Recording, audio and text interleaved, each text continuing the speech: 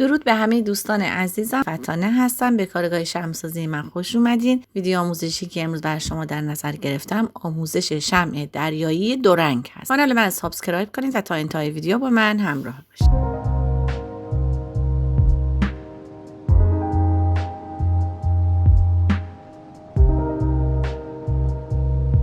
برای درست کردن شمع دریایی نیاز به چنین ظرفی دارم که این ظرف رو من انتخاب کردم برای درست کردن شمع امروزم. میتونه از ظرفای شیشه‌ای دیگه‌ای هم باشه که دردار نباشه، مثل ظرفای جار که مثل این میمونه که حالا من داخل این ماسه ریختم. یه مقدار صدف که تو بازار هست، همون وسایل شمع‌سازی که میخوایم بریم بخرین صدف‌ها رو داره. ستاره دریایی. من از رنگ آبی میخوام استفاده کنم، میتونین از رنگ صورتی هم استفاده کنین. یه سری وسایل شمع‌سازی مثل قطره چکان و دنبالیک و قیچی. از ماسه میتونین از ماسه های رنگی هم استفاده کنین. فتیلی که خودتون درست میکنین، من آموزش رو گذاشتم، لینکشون بالا میذارم، اگه ندید برید ببینید. از پارافین ژله‌ای استفاده میکنم. دوستان پارافین ژله‌ای رو روی حرارت مستقیم و درجه خیلی خیلی کم میذارم که ذوب بشه. فقط حواستون باشه که اون درجه یا اون مقدار حرارتی رو که میخواین این پارافین ژله‌ای رو ذوب کنین زیاد نباشه، چون دود ایجاد میشه. خوب نگاه کنین، اگه گاز المنتی دارین روی درجه بین 1 و 2 بذارین. ببینید وقتی که ذوب میشه به هیچ وجه هم نزنین و هیچ حبابی هم داخل این پارافین ژله‌ای ایجاد نشده. اگه گاز المنتی ندارین، گاز آشپزخونه میخواین استفاده کنین، باید حتما شعله پخش کن بذارین. بعد این ظرفتون رو روی اون شعله پخش کن بذارید و با حرارت خیلی ولی کاری که باید بکنیم این هستش که نخ فتیله رو باید بعد از اینکه پارافین زدیم و خوش شد به میخ فتیله وصل کنیم. قسمت بالاش که برجستگی داره سفتش میکنین، کاملا سفت میکنین.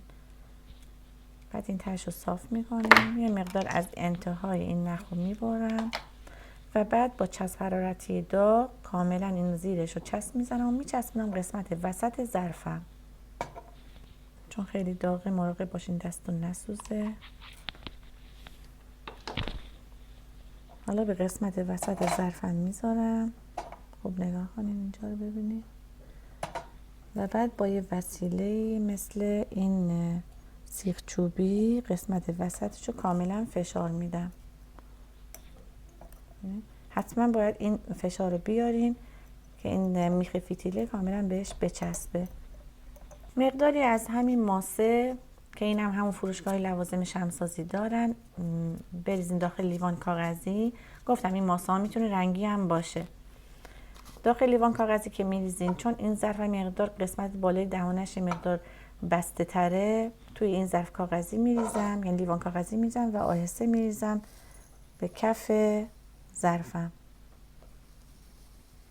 ریختن ماسه سلیقه‌ایه،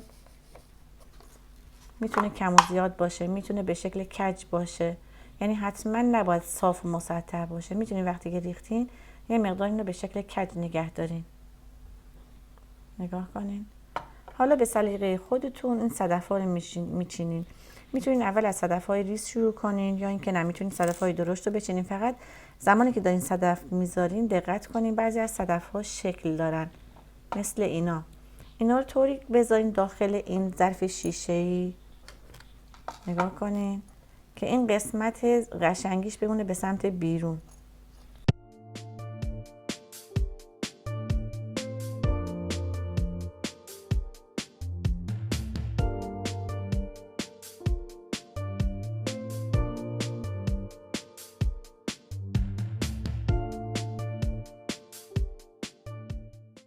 ستاره دریایی هم میخوایم بذارین، نگاه کنین بذارین داخل این پنس و نگاه کنین ببینین کدوم قسمت میخوایم بذارین. داخل ماسه میتونین یک سرش رو داخل ماسه فرو کنین. نکته اصلی اینجاست که این شمع دریایی، چون من شمع آکواریوم رو یاد دادم، گذاشتم آموزشش رو، ولی دو رنگش رو میخوام بهتون یاد بدم.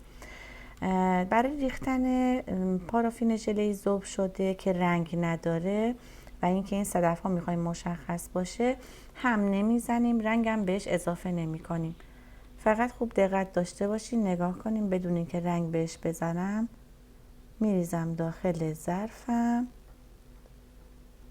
ببین تا کجا میخوام بیام بالا.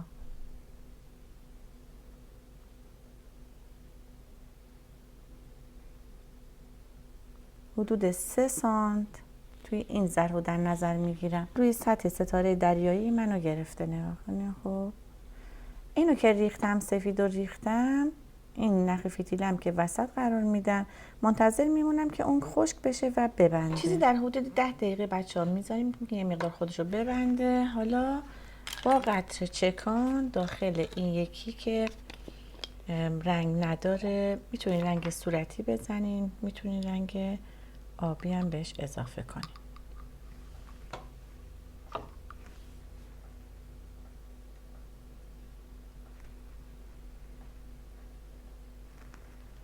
وقتی که رنگ رو ریختین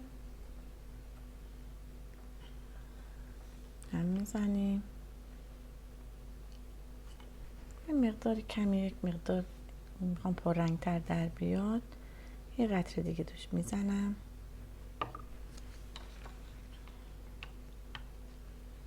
دیگه رنگ رو میریزیم مجبوریم همین بزنیم، ولی کلا پارافین ژله رو هم نمیزنیم چون حباب ایجاد میکنه. بعد میریزم داخل یه لیوان کاغذی.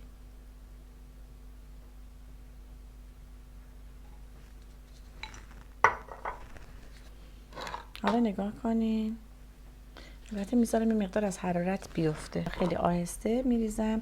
مابقی این ظرفی که فضاش خالی مونده بود و به رنگ آبی پر میکنم تا قسمت بالای ظرف میام. ببینید این دو رنگی که درست کردم باعث میشه که شما این شمی که درست کردین هم زیرش صدفاش مشخص بشه، هم یه حاله آبی قسمت بالاش معلوم بشه. نگاه کنید، میتونین اینو سه رنگ هم درست کنین. مثلا این قسمت پایینش سفید، بعد قسمت بالاش یه مقدار آبی کم رنگ و قسمت بالاتر یه مقدار پررنگ تر. بهش یه مقدار زمان دادم که یه مقدار خشک بشه. حالا این اضافه فتیلش رو با قیچی میبرم.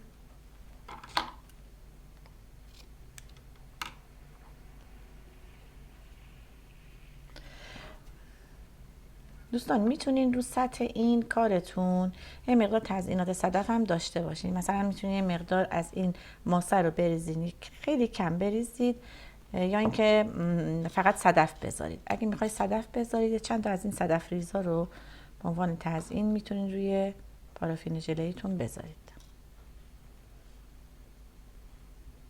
تو اینا خیلی ریزن، آهسته این کار رو انجام بدین. این صورت میتونین روی سطح کارتون رو صدف بذارین. دوستان عزیزم، آموزش امروز شمع دریایی دو رنگ به پایان رسید. امیدوارم که لذت برده باشید. لایک و سابسکرایب یادتون نره. سوالم اگه داشتید کامنت کنید. تا یه ویدیو آموزشی دیگه، خدا نگهدار.